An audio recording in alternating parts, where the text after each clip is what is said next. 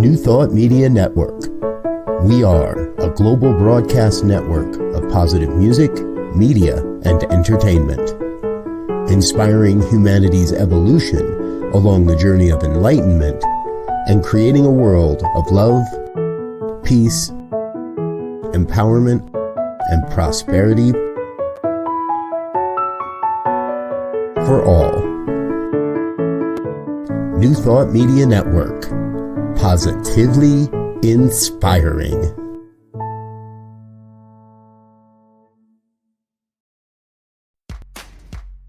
Welcome to Ministers Talking a weekly program where Rev Brz and Rev Z and their guests chat about current affairs, world events, spiritual principles, and any old they want to talk about. Based on the New Thought philosophy and ancient wisdoms, Ministers Talking shares a visionary perspective of the evolving spiral called spiritual living. Join us each week as we explore the emerging paradigm of life on planet Earth and beyond.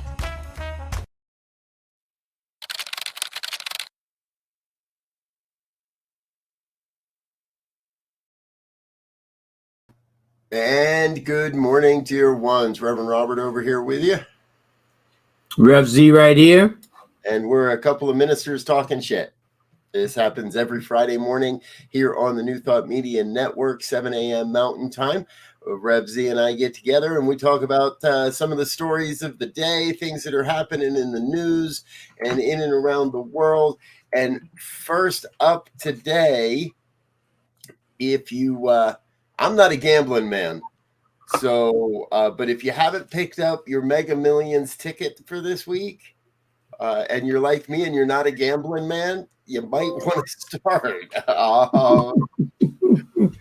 The Mega Millions is up over $1 billion. Now,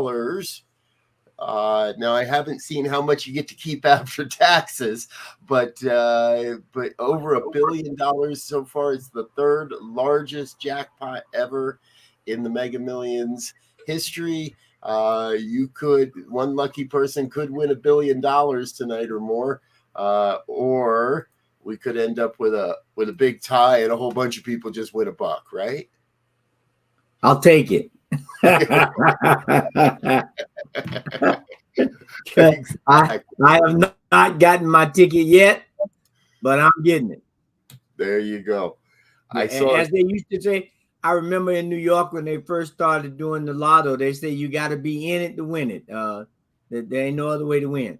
Yep, exactly. And I saw one story where a gentleman went out and bought 50,000 tickets, one for each of his 50,000 employees in his company.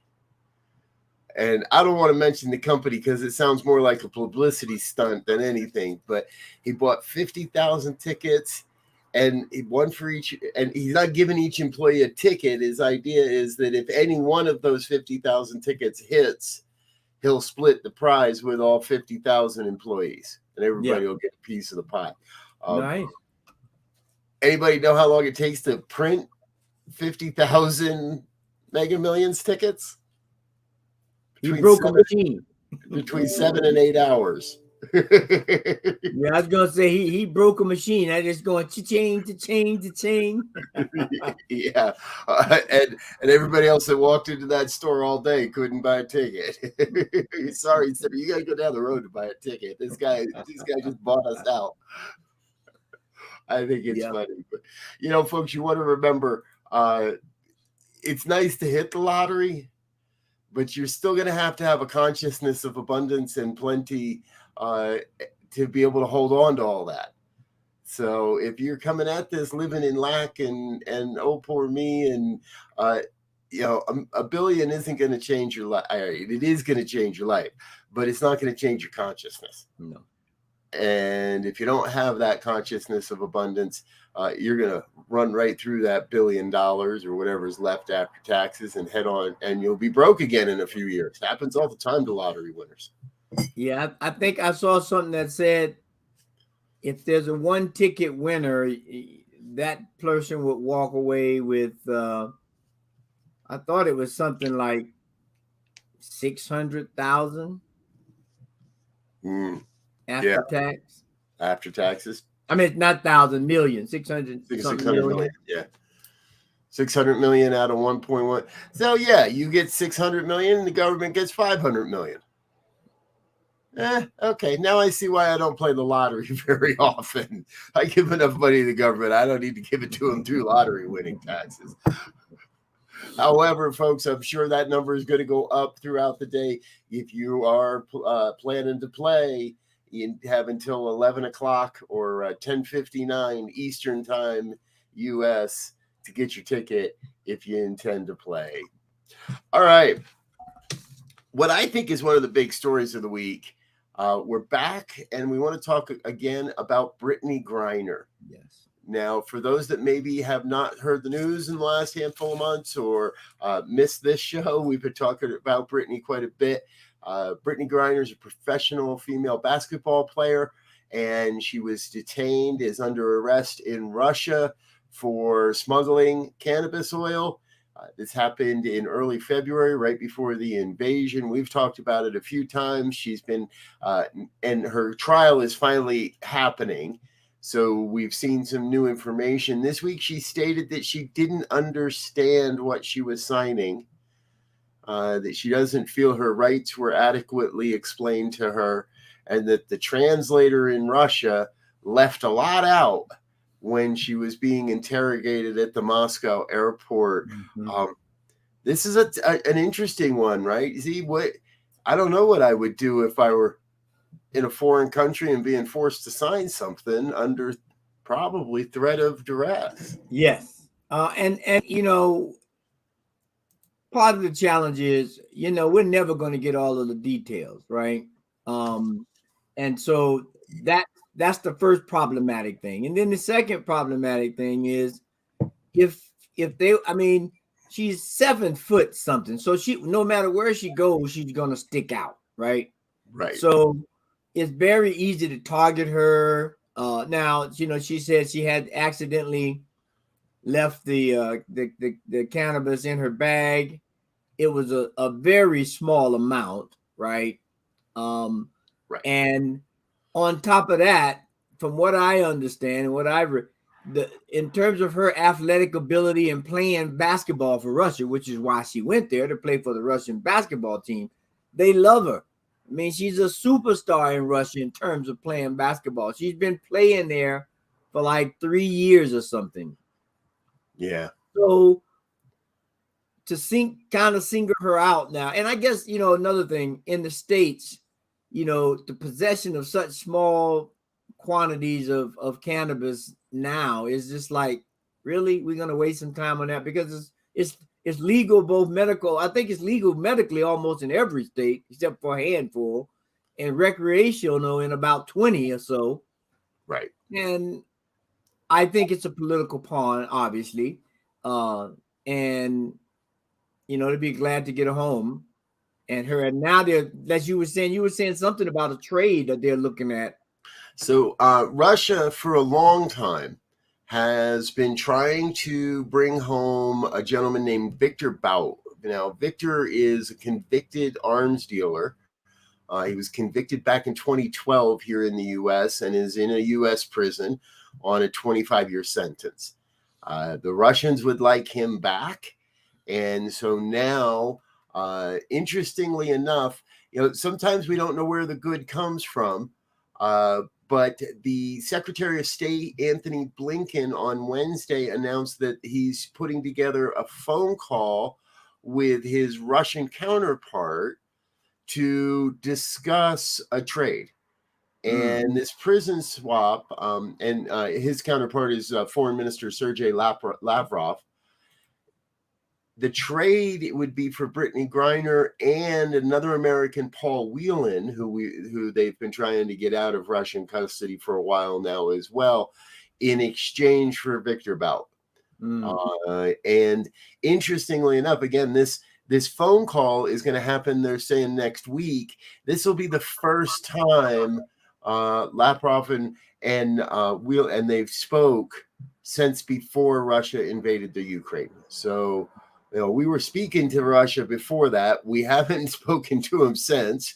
But this case has garnered enough attention and gotten enough people up and talking about it that we're going to have a conversation with Russia about a potential prisoner swap. And I would suggest more than prisoner swap is going to go on if they haven't talked since the war, right? Right. Because Russia is doing some heinous things over there, but by the same token, they're in the fight of their life with such a small group of ragtag, basically volunteer people.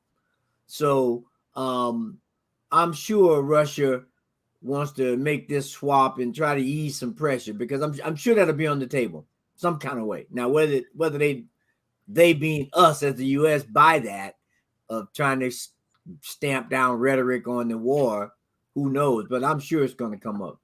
Yep. Here in the U.S., it's required, and we've all seen this in popular television, right? Read them their rights.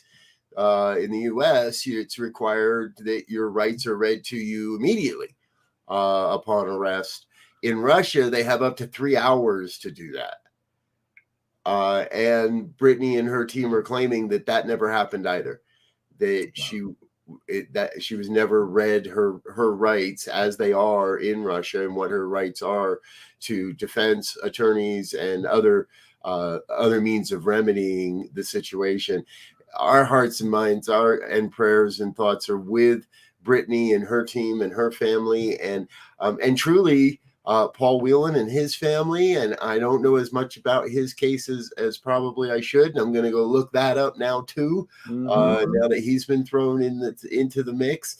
But what I like to say, I used to think the whole concept of a prisoner swapping spies was just made up fiction for TV shows and movie programs and all that stuff. And it really hurts that we're talking about trading people for political purposes and for political clout. Right. I don't know what Paul is in prison for there, but Brittany had less than a gram of cannabis oil. I get it. The laws are different. And we can say all those things, but let's bring this woman home. She's loved by the Russian people. She's loved by the American people. Seems the only people that got a problem with her are the politicians in Russia. And we've talked about this before we go off of this, and we can come back later. It all speaks to the pay that the women NBA or the women, National Basketball Association are getting paid, that you have such high caliber stars have to go overseas. Michael Jordan never went overseas. Kobe never went overseas. LeBron never went overseas, because they were paid enough money either through playing or endorsements so that they did not have to do that. But here we're talking about one of the premier players in the league is not making enough money, so she needs to go to Russia to get paid, so to speak. Yep. I just had this crazy flash. We need to get Willie Nelson involved. I don't know why I jumped, but if you don't know, folks, Willie's got his own line and his own brand of marijuana products and all that kind of stuff. Let's get Willie Nelson involved. Let's get Brittany a sponsorship deal with Willie's Weed, and we'll just let her, hey, I'm a professional athlete, and when I get busted in Russia, I like to smoke Willie's weed. But I have a feeling we'll see more over time of different deals, but people really just kind of eventually coming to laugh at this. I know it's not a laughing matter for Brittany at this point, but it does feel that it does feel that there's something there. Yeah. And, we got this comment. What about the people that feels she doesn't like the USA? And some people say she deserves it or what? Well, I haven't heard her badmouth or put down the USA. Not sure. But I'll just tell you, all that aside, as a black man, descendant of slaves, that I can verify on both sides of on basically all sides of my family, except my white slave owners who impregnated somebody on my side, all documented. Someone might just feel a certain type of way if you have that kind of information. Now, I'm just talking about me, but right. I can't speak for anybody else. So it's not that someone may not like the United States per se or categorically, but I think in terms of when you look at historical, and we, you know, of course, this is a whole nother show. When you start looking at African Americans who were brought to this country as slaves and how they may feel about a certain way or a certain thing in this country, that's going to be a lot of conversation. Well, and I just found the story, Z. Now, interestingly enough, I will give you this, Trisha. I had not heard this portion of the story, and I've been following this all along, but it would appear that Brittany was part of a WNBA protest against police brutality and refused to be on court for the national anthem throughout a number of games. Now, if that's anti-American, put me in that bucket too. Yeah. I got a lot of respect for that. She's also been vocal against Baylor's anti-gay policies in the past. That story goes back a couple years now. I don't think, I can't say that she doesn't like the U.S. I think that sounds to me like a convoluted talking point by people that aren't following the story or are just trying to make some political hay. Mm-hmm. And if it's all based on the fact that she wouldn't stand on court for the national anthem as a protest for police brutality, well, guess what? That's sports these days, and that is not an anti-U.S. stance. Yeah. That is a pro-United States stance if I've ever seen one.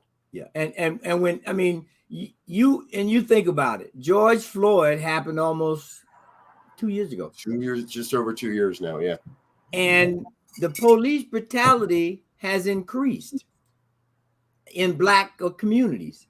And I don't know if anyone saw, and I know we all script so what, but I saw a thing yesterday where an officer was arresting a Black man. The dude was in the car, handcuffs behind his back, and he was still attacking the guy.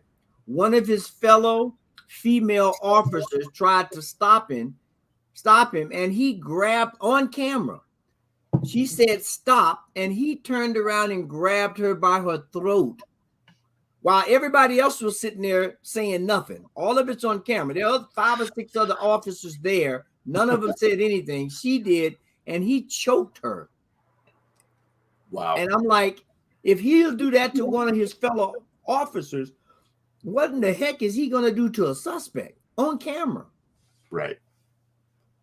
Yeah. And of course, you know, that's not all officers. I have relatives that are officers. And you know, I have nephew that was part of the SWAT team. I mean, so it's not about the police force itself. It's sometimes the attitude of certain officers who get this God complex, if you will, and think they can do and say and be anything regardless of consequence. Right. It's not all officers, but it is the culture. Yes. They have developed a culture where that type of aggression is acceptable. And I want to track that down and send the female officer a thank you note, because she got abused and she got assaulted for trying to take a stand for what's right. Right. And I want to send her a thank you card for that. We need more of those officers. And we've said it on this program. I think most people understand cultural change. I've heard this said so many times. Cultural change is a long and messy process. Yep. And that's what's happening here. It's happening in the Brittany Griner case. The cultural perspective of marijuana and marijuana products is changing. And in some cases, people get caught up in the change. The culture, I have to believe, the culture of policing in America is changing. I know we still see the ugliness, and part of the healing is admitting we have the problem. And nobody wants to admit that we have a problem until they actually see the problem. Mm-hmm. I've been watching some YouTube videos in the past 5-6 months. There's a phenomenon out there, folks. If you haven't seen it, it's called A1 audits, or 1A audits. Sorry, Mm-hmm. First Amendment audits. And the people go out and they film in public. That is a constitutionally protected act, to photograph in public spaces. And there are people that go out and they do photo shoots and take video, and you'd be amazed at the amount of abuse and attack that these people face for engaging in a constitutionally protected right. Yeah. Well, it's changing. The culture is changing. But part of that change is we have to be willing to look at it. And these First Amendment auditors, they're showing us in many ways the true underbelly of American culture. Yeah. It's all changing, AZ. Yeah, we're as they say, we're in the flux. And so we just got to ride the rhythm as long as we can stand, you know. Flux. I didn't know there was an L in that word. Wait a minute. Yes. Speaking of flux, the most Republican Democrat in the world is willing to make a deal with one of the most democratic Democrats in the world. What I'm talking about, folks, top story this morning. You're going to hear all about this throughout the day.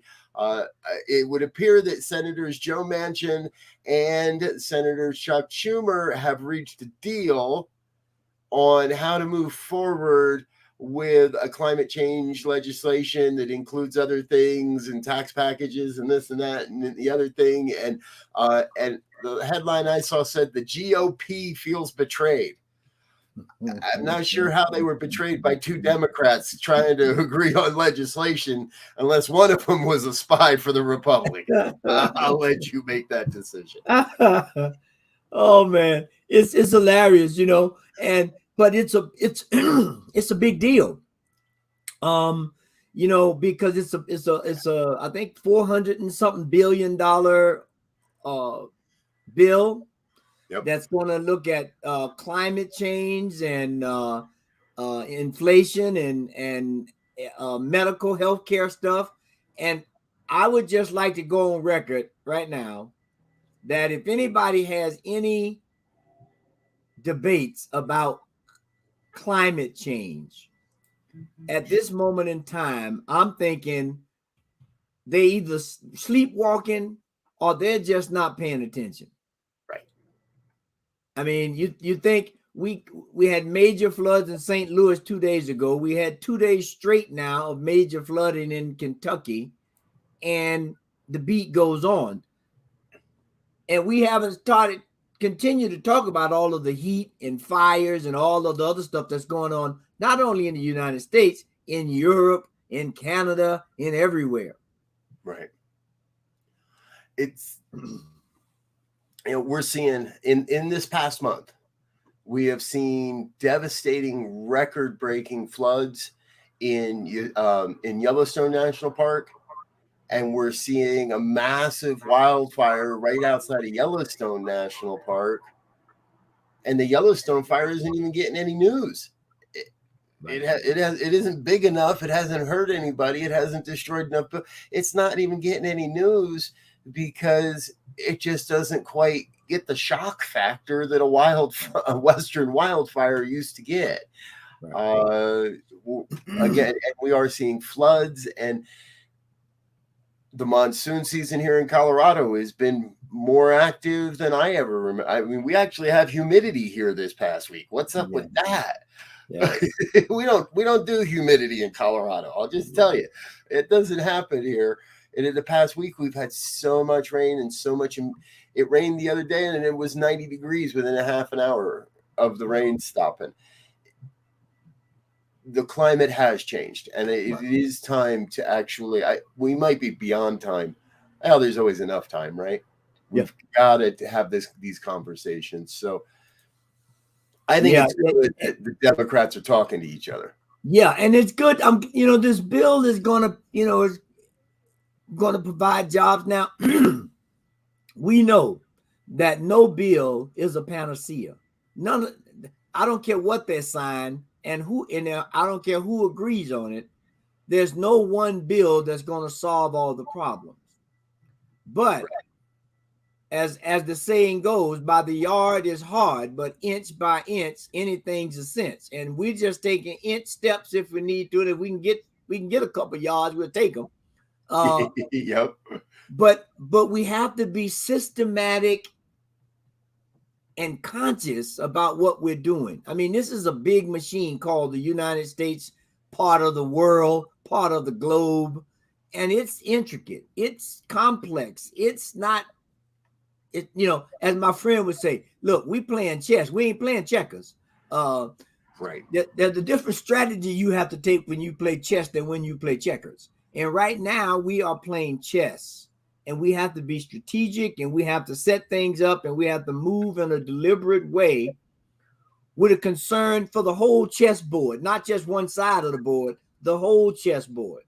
Right. And that's what this is to me. We gotta make it happen. And they're looking to reduce carbon by 40% in 2030 is the charge. Now that's a short period away. That's 8 years away. And that's going to be a tough goal to meet. Yeah. Yeah. You got to change some attitudes and some mindsets for that to happen. And we got to step out of, a lot of this is driven by profits, right? So somehow we got to wiggle around how we define profit or success in business terms that are producing a lot of carbon to reduce that number. Yeah, folks, and here's the thing. This isn't just about politicians arguing with each other back and forth. This is everybody. This is all of us getting together. This means being conscious of not driving your vehicle just to go around the block to the post office or the store. It means making changes in transportation. It means making changes in how we do healthcare. It means changes in how we ship goods around the country. 40% reduction in carbon emissions is huge. We need to take a lot of vehicles off the road and replace them with electrics. We need to rethink how we do things. Yeah. And I've got an electric bicycle. I love the thing. And it's easier to get around and quicker to get around than a vehicle in a lot of cases, especially for short trips or minor pickups. And there are solutions to all of the various conditions we've been talking about today. Whether we're talking about climate change, whether we're talking about policing, whether we're talking about drug policy, whether we're talking about incarceration, whether we're talking about gambling and the millions, there is a solution, a spiritual solution to all of the concerns that we're talking about. And what we know is that spiritual solution is what leads us to the human, the physical solution. These numbers didn't just pop up out of nowhere. They're inspired. The ideas of politicians working together is an inspired idea. And these are outpicturings of the collective consciousness shifting. Heck, 20 years ago, we didn't even know what climate change was. Most general folk in the nation and across the world, it wasn't part of our language. Yeah, the scientists knew what was happening, and yeah, there are a lot of scientists that were talking about it, but the average American, the average person wasn't. That is happening now, and we are having conversations, and it means that we're going to have to change our ways. I'm not exactly sure what ways you're being called to change. And I'm not exactly sure even which ways I'm being called to change, but I know we're being called to change our ways. And if we listen and we agree and we work towards a mighty goal, like 40% carbon reduction in the next several years, we can do this. It's within us to do this. Yeah. Yeah. It's, I mean, you know, I had the pleasure of seeing George Clinton, Mr. P-Funk himself, in a little concert celebrating his 81st birthday. Wow. Yeah, I didn't even realize he was, you know, I should have, but you know, I was like, you know, but you know, my thought of the day in terms of a spiritual perspective is one of his songs, which is One Nation Under a Groove. Yeah. And he says, we now have a chance to dance our way out of our constrictions. We have to come together and release all of this stuff that really doesn't matter when you're looking at life-sustaining decisions that need to be made or debated. And if we can get into a groove where we realize that there's one nation, there's one country, there's one globe, there's one planet, we can fix this. Because if we don't, the consequences are dire. Right. Yeah. No question about it. I want to go pull up some P-Funk now. Yes. I think it's a P-Funk type of day now. Yes, yes. I'm gonna listen real close. I'm gonna write down the first 6 numbers I hear P-Funk sing this morning, and that's the ticket I'm going to buy. Yes. Oh, that's a good one. That's a P-Funk kind of day right there. There it is, folks. There's our prescription, if you will, for the day. Go get yourself some P-Funk and get in under the groove, and be a part of what we're doing here. Right. Not just this network, not just the New Thought philosophy. Be a part of what we're doing. There is a movement across this planet to build a better world for everyone. Yep. To build a world where everyone is allowed and celebrated and excited to share their inherent gifts and skills and talents. Mm-hmm. And more and more what I see, Z, and you know, a big part of what this network is about is more and more people are awakening to that truth each and every day. Yeah. Yeah. And if we keep being awake ourselves, if we're willing to take a stand and say, you know what, I am going to leave the car at home and I'm going to walk a half mile down to the pharmacy to do this or that, or my wife and I, we're going to take a walk this evening to the restaurant we want, instead of driving the mile to the, whatever it might be. There are plenty of opportunities to get involved and be part of the change that we keep saying we want to see. And every little bit helps. I'm glad you said that. Just that walk to the corner store as opposed to driving that 1 mile, that helps. Not only the carbon footprint, but it helps you individually because you're getting some exercise, your heart pumping, circular. You know, there are benefits to finding that balance between the old way of living, if you will, and the new way that we are looking to institute to save the planet. Yep. I shared this recently in a program. I forget which conversation, but I was stopped at a stoplight the other day, and there was a guy panhandling on the corner. And here in Denver and most major cities, I think you see more and more and more of this. And what I know is all those folks that, you know, they share signs. They just leave the sign, any old, you know, they pick up any old sign. But this one was simple. It said, anything helps, God bless. And I looked at it and I thought to myself, you know, most of us would put a comma in there. Anything helps, comma, God bless. But that sign didn't have a comma. And it struck me that the truth is anything we do helps the blessing that is God reveal itself on this planet. Anything helps God to bless you, to bless me, to bless everyone out there. Now, this isn't some God off in the sky that would withhold the blessing, but I think the analogy holds up. You are that divine expression, and anything you do helps bless the planet. So go do something, folks, whatever it might be. Amen. I think we've done about filled up our time slot here, Z. So we're going to get out of here, folks. Thanks for being with us. We'll be back again next Friday with more Ministers Talking Shit. Please stay tuned to New Thought Media Network throughout the day. We've got our morning prayers today, morning sip with Rev Melissa, practicing infinite possibility with Lindsay Lembach at 10 o'clock Mountain Time. Later today, we have The Joy is in the Journey with Rev Barbara at 1 o'clock p.m. Mountain Time. I'll be back with the good news at 5 Mountain. And Pastor Michael is here with the fireside chat at 6 o'clock Mountain. We got a full day of programming for us. If we do our job right, you might not even have time to go out and get yourself a lottery ticket. I'm not sure. We'll be back again next week, folks. Until then, we wish you all the best. Peace and richest blessings. Peace. And thanks for listening to this week's episode of Ministers Talking.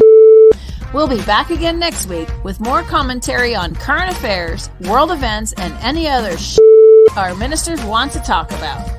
And if you found value here, please share our with your friends. Until next time, peace and blessings.